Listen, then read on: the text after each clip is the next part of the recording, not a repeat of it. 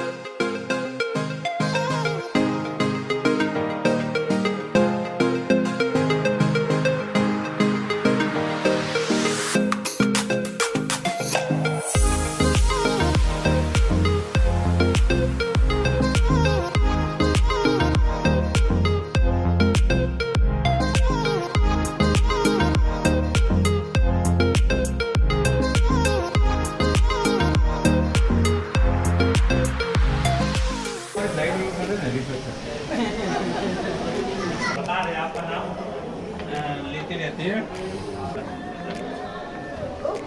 बस कर लिया भाई।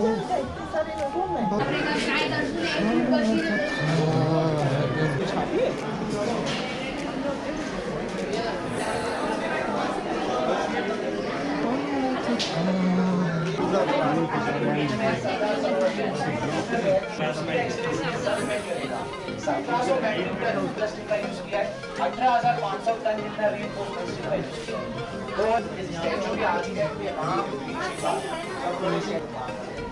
नोएडा में रहते